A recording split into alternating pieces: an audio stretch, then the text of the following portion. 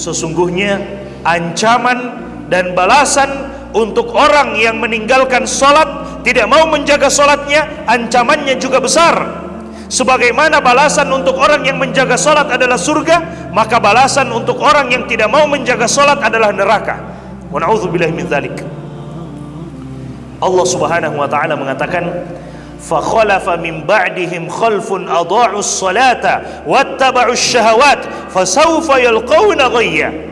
Kata Allah Subhanahu wa taala setelah menyebutkan para nabi yang mulia di dalam surat Maryam, Allah Subhanahu wa taala kemudian mengatakan setelah para nabi tersebut datanglah satu kaum yang datang setelah para nabi. Apa ciri-ciri mereka? Allah Subhanahu wa taala katakan adha'us shalah, mereka suka menyia-nyiakan salat, mereka suka meninggalkan salat, mereka tidak mau memperhatikan salat, mereka anggap salat ini hanyalah main-main. Mereka anggap salat itu tidak lebih penting daripada gaji dan penghasilannya.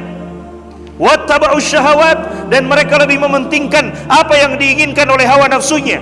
Kata Allah Subhanahu wa taala, fasaufa yalqauna ghayya, maka mereka kelak akan mendapatkan kesesatan dalam hidupnya. Mereka akan mendapatkan kesesatan dalam hidupnya, dan siapa yang sesat maka janjinya adalah neraka. Wa na'udzubillahi min dzalik. Mereka akan mendapatkan kesesatan, tidak tahu arah. Mereka akan dapatkan kesesatan dalam hidupnya, meskipun mungkin gajinya berlimpah, penghasilannya berlimpah, tapi tidak ada keberkahan di dalamnya. Mereka tidak akan rasakan keberkahan di dalamnya. Kenapa? Salat mereka tinggalkan. Allah Subhanahu wa taala katakan, "Famanittaba'a hudaya fala yadhillu wa la yashqa." Siapa yang mau mengikuti petunjuk hidayahku, maka dia tidak akan tersesat dan dia tidak akan menderita, kata Allah Subhanahu wa taala. Waman a'radu an dzikri, tapi siapa yang mau berpaling dari peringatanku, siapa yang mau berpaling dari Allah Subhanahu wa taala, fa inna lahu ma'isyatan dongka, maka baginya kehidupan yang sempit. Wa nahsyuruhu yaumal qiyamati a'ma, dan dia akan dibangkitkan pada hari kiamat dalam keadaan buta.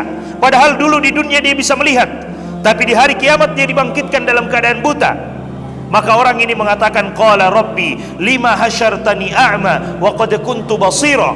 Wahai Allah, kenapa engkau bangkitkan aku dalam keadaan buta, sementara dulu di dunia aku bisa melihat? Maka Allah Subhanahu wa taala mengatakan, qala kadzalika atatka ayatuna fanasitaha wa kadzalika al-yauma tunsa. Demikianlah dahulu telah datang ajakan-ajakan kami, telah datang ayat-ayat, telah kami turunkan ayat-ayat untuk mengajak kita beribadah kepada Allah. Telah diturunkan ayat-ayat untuk mengajak kita sholat. Telah diturunkan ayat-ayat untuk memberikan ancaman bagi orang yang meninggalkan sholat. Kata Allah Subhanahu wa ta'ala, fanasitaha, tapi engkau melupakannya. Maka apa balasannya? Wa kadzalikal yauma tunsa, maka pada hari ini pun engkau dilupakan.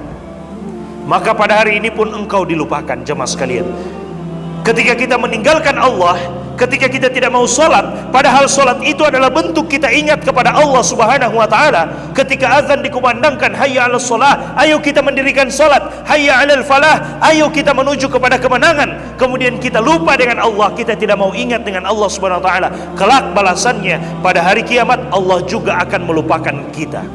Wa na'udzubillahi min dzalik. Allah akan melupakan kita karena kita di dunia melupakan Allah Subhanahu wa ta'ala. Balasannya al-jaza'u min jinsil amal, balasan sesuai dengan apa yang kita lakukan. Kalau kita lakukan baik, maka kita akan dapatkan baiknya, balasan yang baik.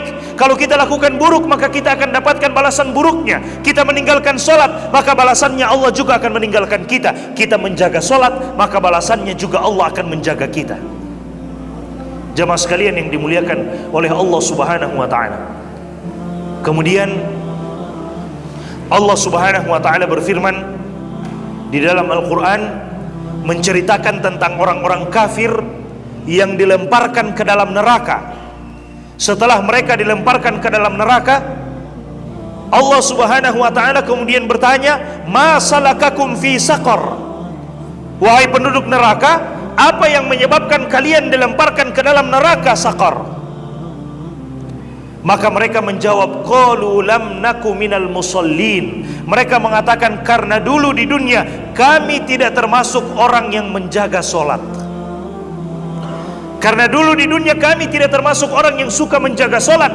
kami lebih pentingkan gaji kami lebih pentingkan penghasilan kami daripada solat, hubungan kita dengan Allah Subhanahu wa Ta'ala. Berapa gaji kita? Itu pemberian dari Allah Subhanahu wa Ta'ala, dan Allah Subhanahu wa Ta'ala mampu memberikan sesuatu yang lebih besar daripada itu. Tapi kadang kita lupa, Allah sudah memberikan gaji kepada kita, Allah sudah memberikan penghasilan kepada kita, lalu kita lupa dengan yang memberikan itu. Kita lupa dengan Allah Subhanahu wa Ta'ala yang memberikan itu kepada kita semuanya. Bapak Ibu jemaah sekalian yang dimuliakan oleh Allah Subhanahu wa Ta'ala, persoalan solat ini adalah persoalan yang sangat besar.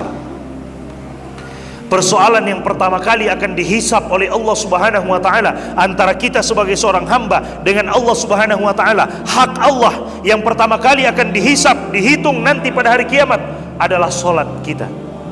Awwalu ma yuhasabu bihil abd as-salah. Yang pertama kali dihisap dari seorang hamba adalah solatnya. Hubungan kita sesama manusia yang pertama kali dihisap adalah persoalan harta, persoalan darah. Kalau ada orang yang menumpahkan darah dengan seenaknya, tanpa hak, tanpa cara yang hak. Tapi persoalan antara kita dengan Allah yang pertama kali dihisap, dihitung pada hari kiamat adalah solat. Kata Nabi SAW, "Idza saluhat, saluha sairu amalihi." Jika solat kita baik, maka amalan-amalan yang lainnya juga akan ikut menjadi baik. Tapi jika solat kita buruk, maka amalan-amalan yang lainnya juga akan ikut menjadi buruk.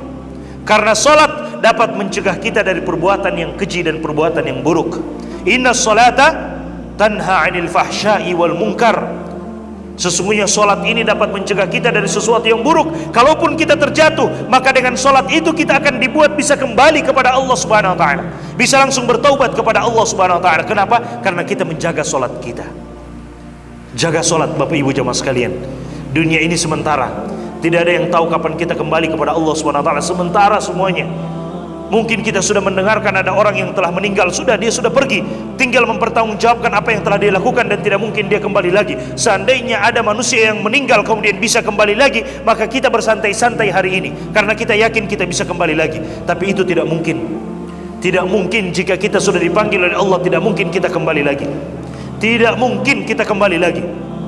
Dan sebelum Allah memanggil kita, maka Allah memberikan kesempatan kepada kita untuk silakan solat, silakan beribadah, berbuat ketaatan kepada Allah Subhanahu wa Ta'ala sebelum datang waktunya Allah memanggil, dan kita tidak bisa untuk menolak hal tersebut. Bahkan jika ada di antara kita yang mampu membangun satu bangunan yang sangat kokoh untuk melindungi dirinya dari malaikat maut, niscaya tidak akan mampu.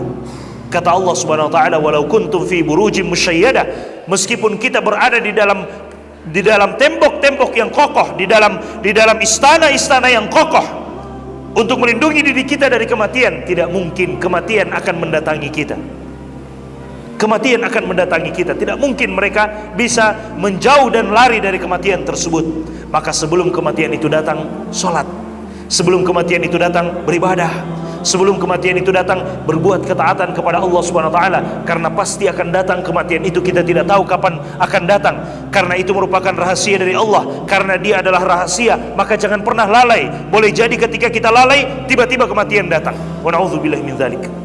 Boleh jadi ketika kita sedang lalai, tidak mau salat, tiba-tiba kematian itu datang kepada kita, dan kita tidak bisa berbuat apa-apa lagi pada waktu itu.